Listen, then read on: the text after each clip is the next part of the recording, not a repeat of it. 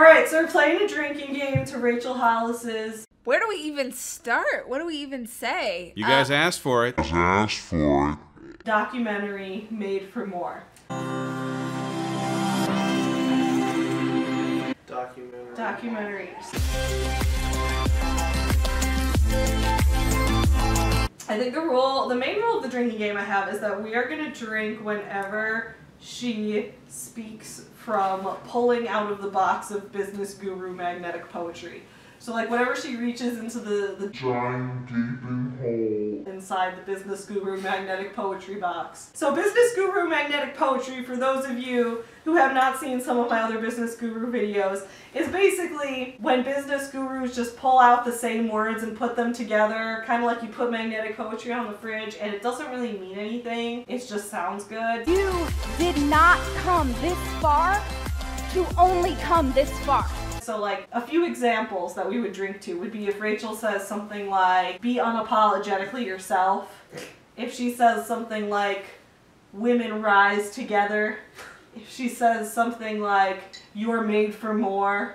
You have a desire for something more. You have a hope for something more.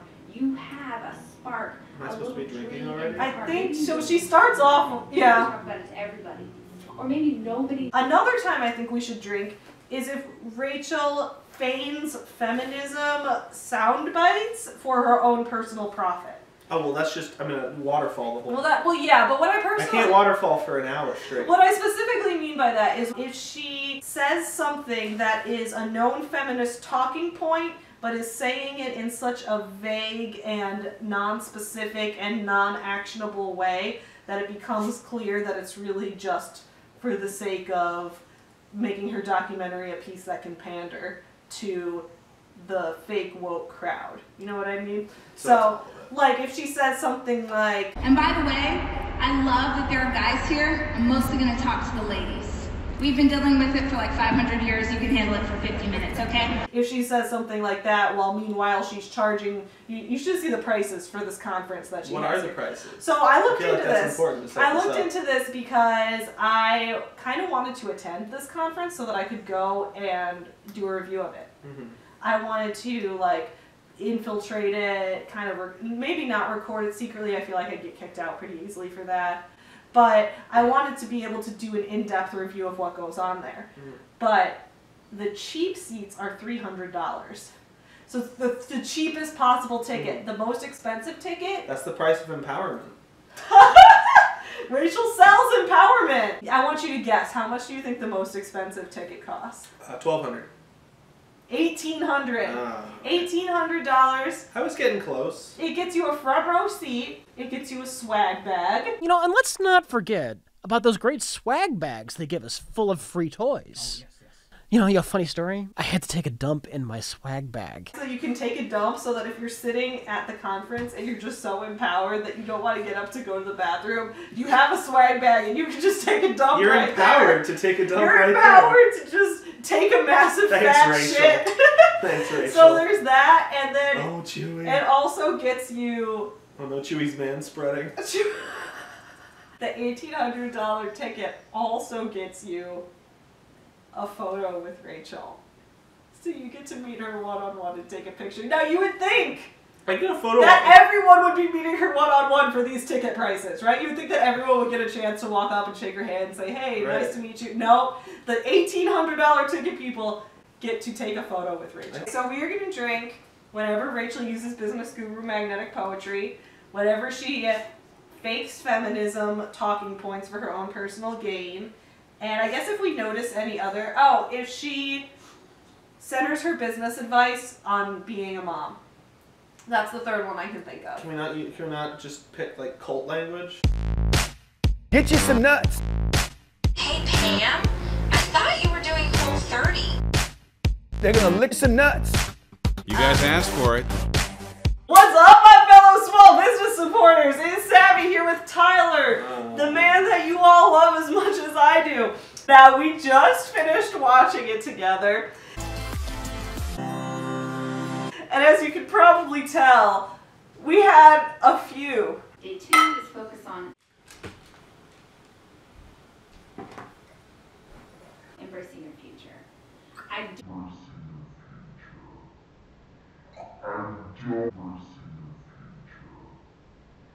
Never see your future. We had a few while we were watching it. We had a couple of beers, and now I have some Moscato to drink while we review it, and Tyler has like his 4th or 5th beer of the night. Margaritas too. Oh yeah, we had margaritas before any of this. This documentary was something special to get through. We'll talk about why it's an air quotes documentary and not a real documentary. We are going to cut in some live footage, I guess, some real-time footage of us reacting to the documentary while we watch it. Ew, it's date. The reason that I filmed it this way was for 2 reasons. One, I wanted us to watch it together and drink some beers and comment on it and then have a discussion while drinking more together, because that's how Red Letter Media does it, and I wanted to copy them. Copy that. Copy that.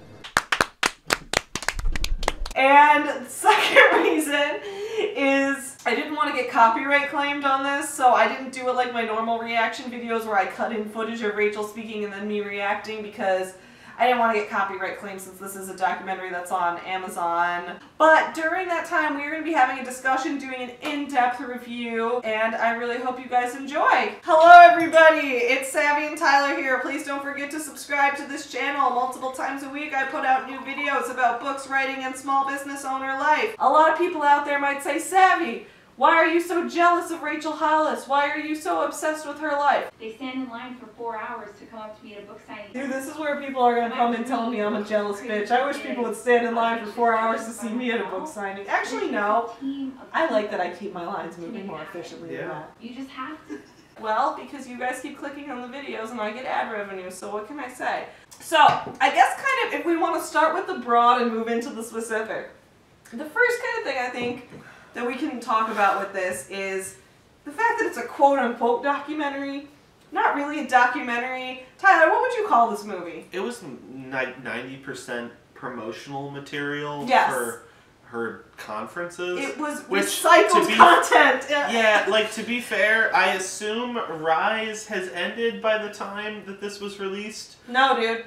Oh, it's so okay. Oh yeah, she puts on a Rise conference like a couple times a year every year. Okay, then this is promotional. It's essentially an infomercial. Right, because this was basically just they paid a film crew to follow around her production of the conference she was already doing. It's the and Rise the conference Los she was Angeles already conference, the conference she was already doing, which charged $1,800.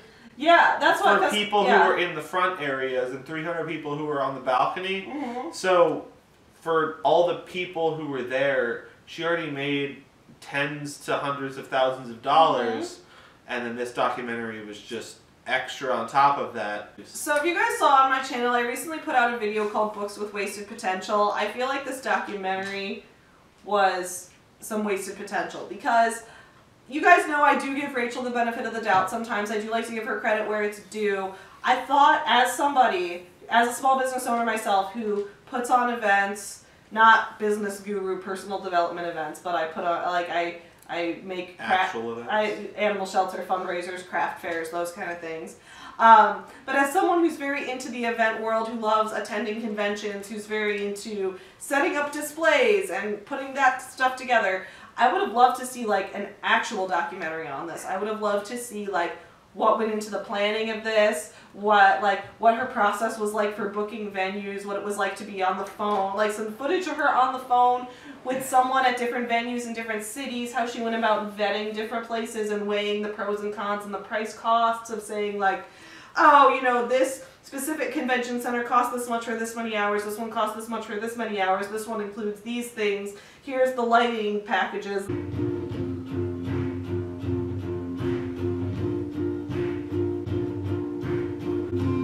This is actually good. I like this part. I like seeing her set up the event because that's the shit I do. But these parts of it are staged. Like, that's not her actual board. I'll give credit where it's due though. This one. Warts and all documentaries are very rare. First there were 10 women, and then 20 women, and then 100 women, and 150, and all of a sudden I Binder's realized... full of women. You have to remember that in the case of Rachel Hollis, her Husband Dave is a Disney exec. And so when you talk about the warts and all documentary versus this, where you're talking about like, oh, here's this thing where it's talking about all the struggles that actually happen, versus this where it's basically promo material, I'm sure Dave has tons of experience with this, because Dave is involved Chewie. with the Marvel Star Wars Disney, where it's all about polish. It's all about everything went perfectly from start to finish.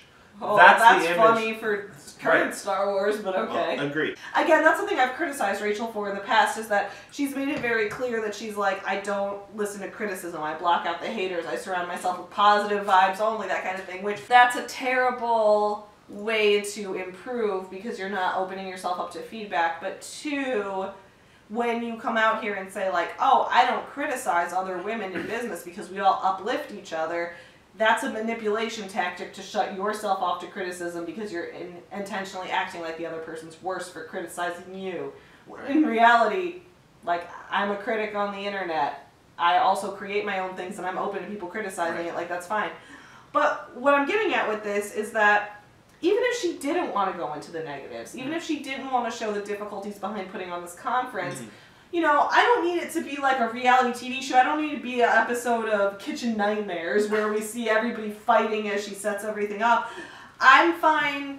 I just wanted to see the process. Like, if we could just see her, like, you know, maybe weighing pros and cons, her creating a blueprint for what the event's going to look like. Her, but none of it's about... Those processes, because that would be an actual documentary about how the conference was put on, and as a business owner who does a ton of events, that, like, I could learn so much from that. I feel like I have things I could learn from her, but she doesn't want to show them to me. Right, but she doesn't want to show those to you because the content of this documentary and the content of what she has to say about her process of producing these events isn't about creating the event for people. It's about the motivational content of the feel good and the beer more. And if we just take a single step, just one step every day in the direction of our more, we will literally astound ourselves. That's such a thing. Okay. If she uses something that's not a noun as a noun. If she says you're more, you're why, or hers or you're... mine, if we just she just did it twice. It's not about, here's how I staged this thing about being more. It's be more.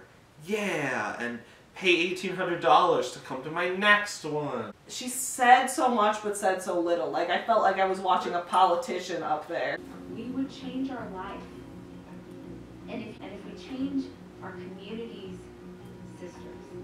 Our community's sisters? Sisters, that's cult speak. Our community's sisters. A lot of How words, much what she said didn't mean anything. a lot of words came out of her mouth and nothing really took any root in my brain. Like, it was just like she just said words and they spilled out into my head and then they just floated away. We talk about, I know a common comparison is that it's selling shovels in the gold rush, that we're in an economic era right now where when we talk about the gig economy, the fact that freelancing is exploding so much, especially with the rise of the internet and all of that, and that there are so many people who want to become self-starters, who want to, you know, live in a 1099 kind of world, right, where they, that's the best way I can describe it. What I think really stands out to me, though, is the idea that the people selling shovels are not people who bought shovels and dug things up. They're people who made their business selling shovels, and now they're pitching to other people the concept of selling shovels. Yeah. But none of these people are ever actually digging things up with the shovels. Right. This is why I think Rachel does so well motivating people in the multi-level marketing world, because a lot of what they do is say, you're going to be a coach, and then you are going to recruit people under you, and you're going to train them in how to coach other people. We'll coach other people how to do what? Coach them how to coach other people. Right. And it's a never-ending chain of coaching. So I guess moving into some of those specific points, the first thing I took a note on in this, we had this rule that was like drink every time Rachel fake uses feminism for her own gain. Oh God, it was constant. It was constant. But there was this one thing I noticed that I feel like no one talks about. not just in this documentary, but in life. There's this part at the beginning where Rachel's talking about how, you know, if you see a girl sitting by herself, that's your new best friend. If you see someone by herself, she just became your new best friend. That's why we're here. Community. I feel almost like American culture was solidified in the 1980s. This whole idea that, like, if you're in the high school cafeteria and there's a girl sitting by herself, you gotta be her friend. You gotta be her friend. You gotta sit with her. That's how you're a good person. Let me tell you, I wish people would stop fucking thinking that. And here's why. First of all, I'm an extrovert, so I can't even imagine how bad this must be for introverted people who just want to be left alone. But by the way, I gotta say, as an introverted person who wants to be left alone, if I'm sitting by myself, it's because I want a noodle on my phone. Exactly. While I'm eating my lunch. Like, we're adults at our real ass job that we're getting a paycheck from. She's acting like it's high school. If a girl's sitting by herself, make that girl your new best friend. Like, no. How about if someone's by themselves? Yeah. Don't fucking bother them. I think that the fact that she's perpetuating that though is just the high school mentality. She's injecting into this professional development conference. Sure. This is not like high school clique girls. Like, give women more credit. Throughout the entire documentary, Rachel goes, Same you.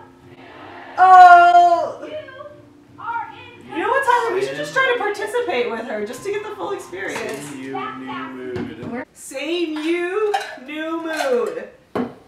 That's like throughout it. That's her like catchphrase. So that's her catchphrase. I don't fully understand it, but I guess the idea is that at the conference, when you have a personal breakthrough, you're supposed to be in a new mood. This ties into the fact that this felt like cult shit, right? But Rachel missed a golden opportunity, which was that she talked about getting a boob job. Now we're gonna talk about my boobs. Oh shit, we're talking about boobs. Here we go. Perky, beautiful. Want the audience to understand that we are all on the same level. I have the same gross stuff, weird stuff, funny stuff, embarrassing stuff that you do, because I never want it to feel Rachel like has the same gross stuff that we do. Rachel takes fat, nasty shits every single day, just like us. Rachel takes fat, nasty ogre shit in her swamp, just like the rest of us. I'd love a boob job, dude. That's all I want for Christmas is a fucking boob job. All I want for Christmas is boob jobs. She talked about getting a boob job and how her boobs, when she was breastfeeding, they looked like you took a tube sock and filled it with yogurt. Oh, that just like... Which, that's a great visual. I actually love that. I'll give her credit for that. I love that. Great use of words, because that is hilarious.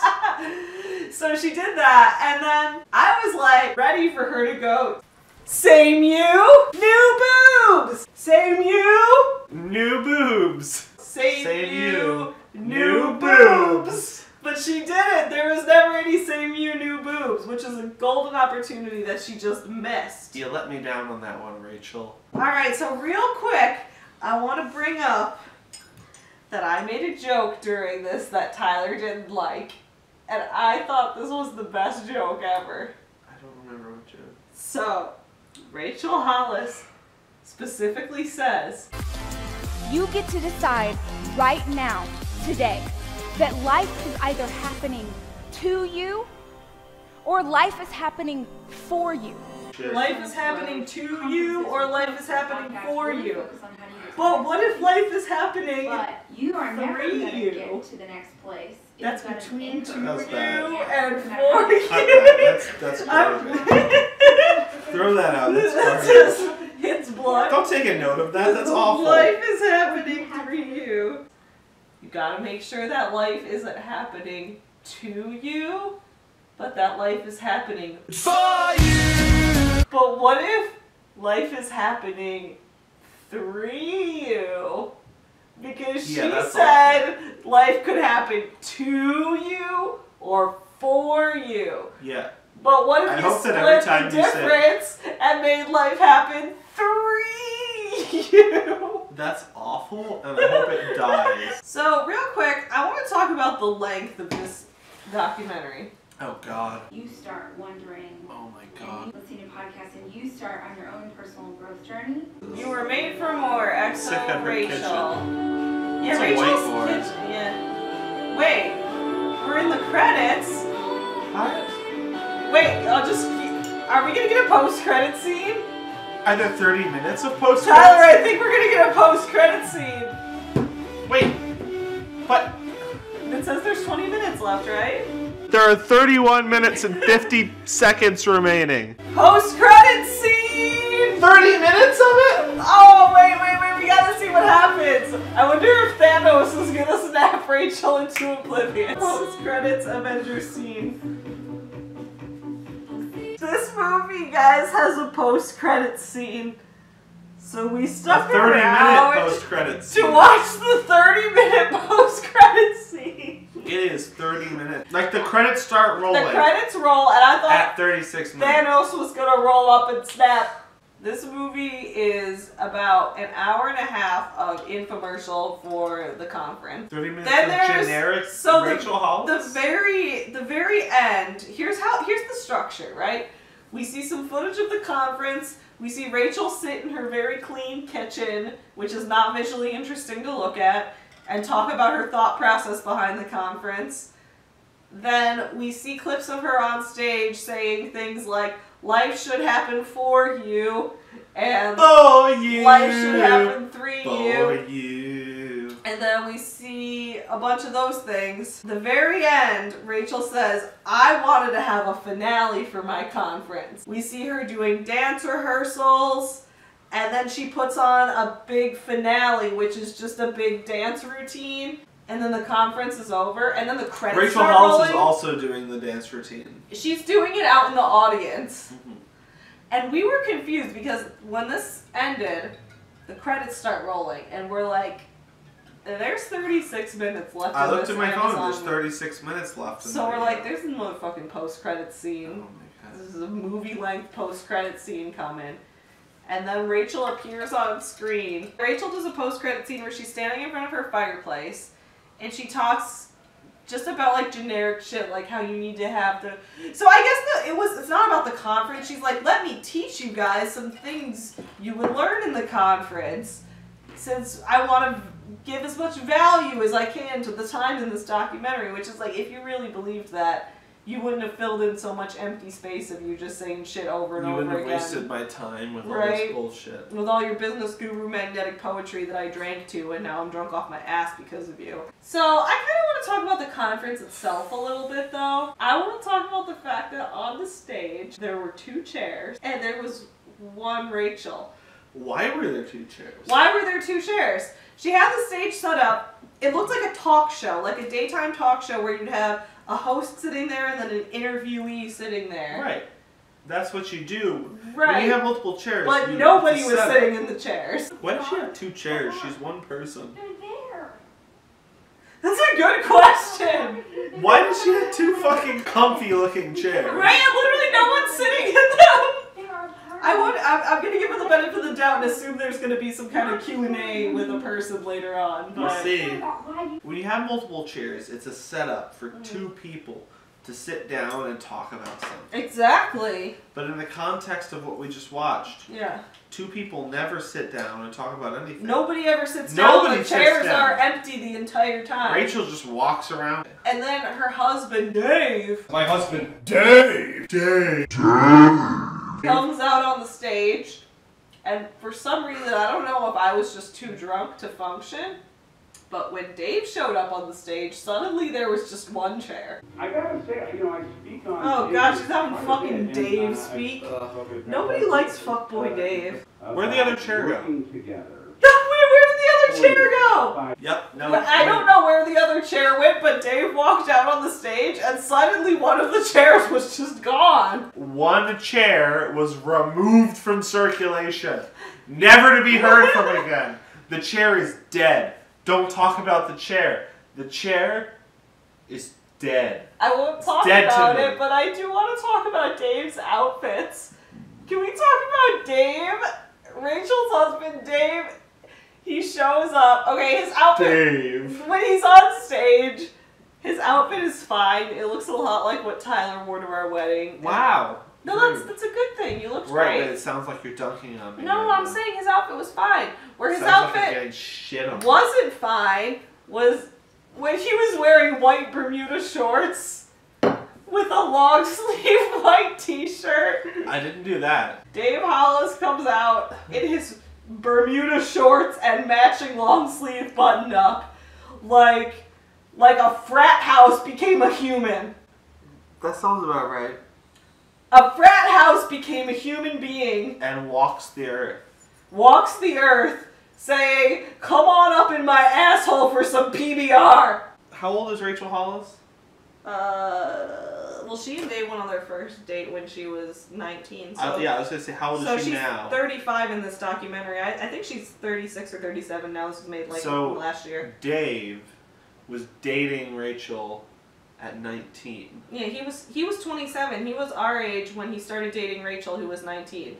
Right, that's weird, right? It's incredibly weird.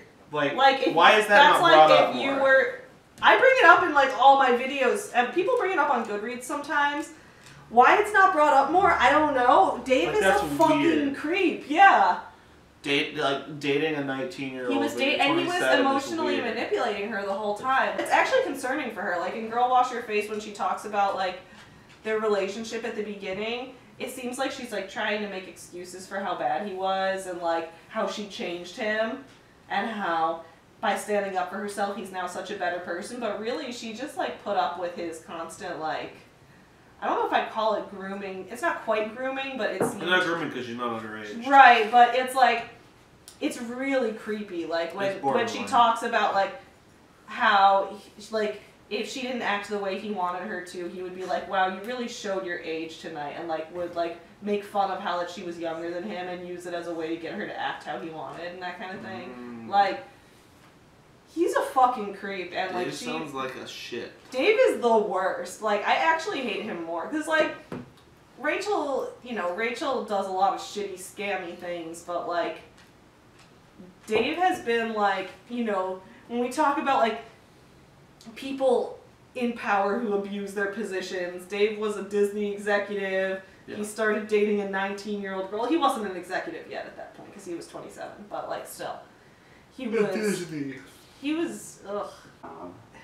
Where I could not fail, and not because of me, but because of the Disney! Oh shit, they acknowledge it! They acknowledge it! Well, they were zooming in on him. Yeah, Dave was doing a job where he could not You just said fail. the movies were too good and the... Oh gosh, but... We got a nice picture of Judy Hopps, the bunny with her thick furry ass. The greatest media company on earth with the greatest product. Oh, fuck off, Dave. The greatest media company on earth. David's just shilling Disney. He doesn't even work for Disney anymore. Is this a Disney Plus documentary? You just keep hitting the fucking home runs, Disney! Dave's outfits aside, there was one thing I thought was cool at Rachel's conference, which then opens another whole can of worms. Rachel has this thing where she has like a list of 30 statements that the women in the audience will read the 30 statements and it'll say like, it's kind of like never have I ever. It'll be like, I have done this, and you're supposed to check off what you've experienced, and then you fold the paper. That part was kind of interesting. It was interesting. Because it was like anonymous and it was very... so you fold the paper and then you pass it to someone else. Everyone in the room gets a piece of paper that has 30 sentences on it. So what's going to happen is it's a list of yes or no questions. We ask you to check any box that applies to you. And the sentences are brutal. It's things like, I have been raped. God damn, Rachel. Whoa! I have been addicted to illegal drugs. I have used food as a way to cope. That does not match with the other. Use food as you don't. Really hard. You go. You don't start off strong. You don't start and then go back down. Like, you go rape, hard drugs, and food. Eating. Like, have you ever tried sugar or PCP? That there's okay, so you stand up, sit down for someone else's answer. Yeah, I think that's actually a cool idea. That's interesting. And we're also I've been through hard shit, but I don't have to personally take ownership. I can pass it off to other people, and someone will own up to the shit I've been through. Which I thought was an interesting idea. I actually really liked that. What was neat idea? Weird. I like the idea of assigning your damage to someone else for them to stand up. Yeah. Actually, yeah. Like, and not in a negative way. No, like, I agree. I legitimately think that that's an interesting concept.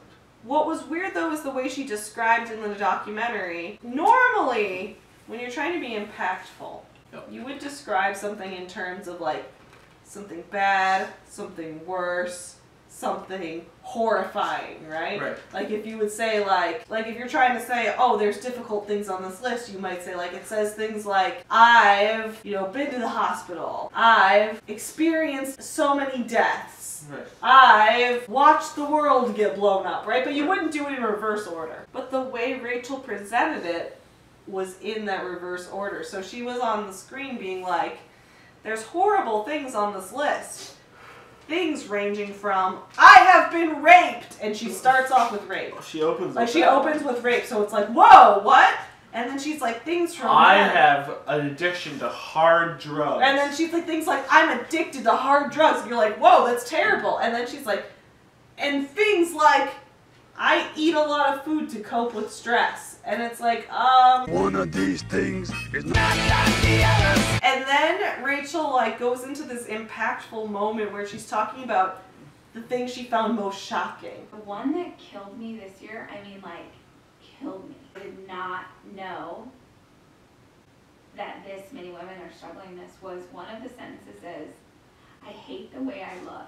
Oh my God, Rachel! That's your one that's oh so my dark? God! She's like, I hate the way Rape? I look. You rape? Hard drug drugs. addiction. I hate the way I look. I hate the way I look. One of these things is not just another one. One of these things just doesn't belong. Can you guess which thing is not like the other? God damn it. I have literal body dysmorphia and I'm like side-eyeing that.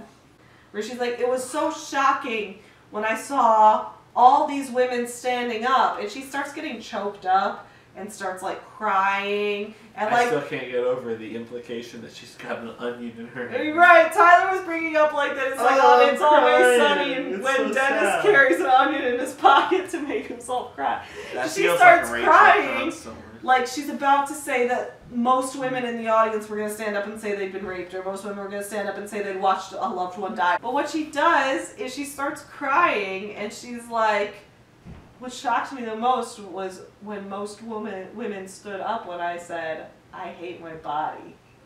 And I was like, as a person with body dysmorphia, hating your body is no stranger to me. But Rachel, that's not equivalent!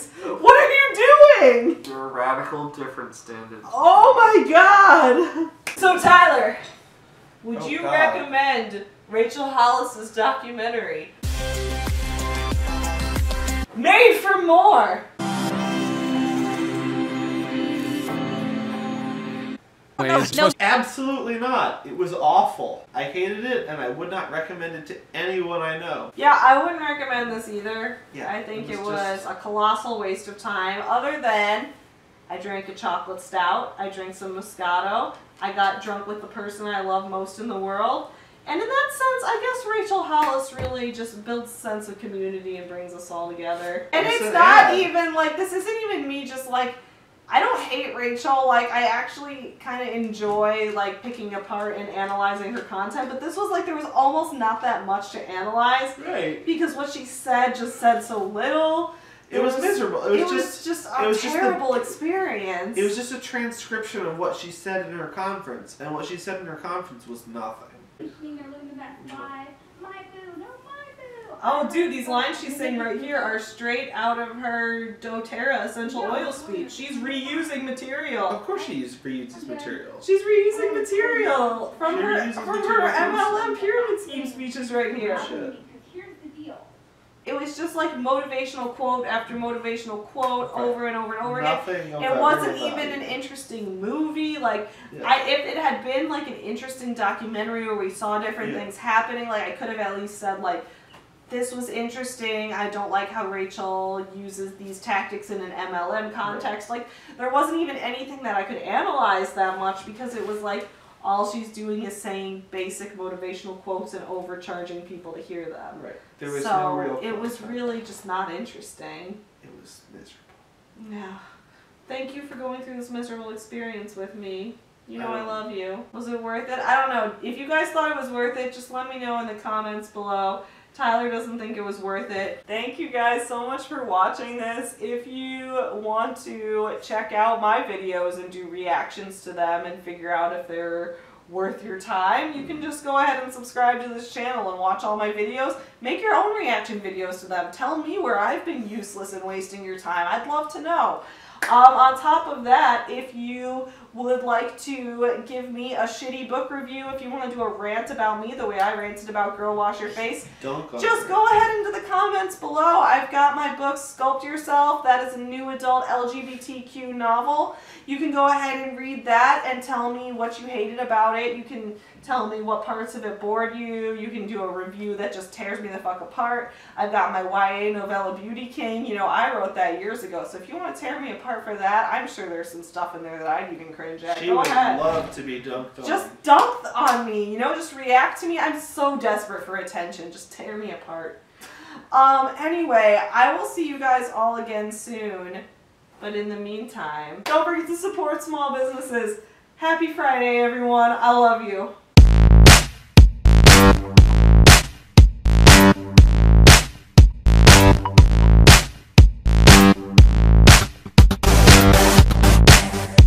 Chewie, what are you doing? Come here, Chew. Same Chew, new mood. Is this Imagine Dragons or am I just... This is not Imagine Dragons! Imagine Dragons is dudes. This is a girl singing. Yeah, whatever. Imagine Dragons goes, No, no, that's Bastille. Imagine Dragons, they go, I'm waking up, I'm feeling it. No, Imagine Dragons goes, oh, whoa, whoa. No, that's fun. That's fun with a period band. Okay, wait. I don't know who any of these bands are. Started from the bottom and now we're here. Oh, God, no! Okay, whatever. Rachel pretends to be quirky by quoting rap lyrics. That's another one. Started from the bottom, now we're here. She's a hat that's the slogan. Wait, whenever she plagiarizes. How did we forget that? Yeah, whenever she plagiarizes. Thank you. New boobs! New boobs.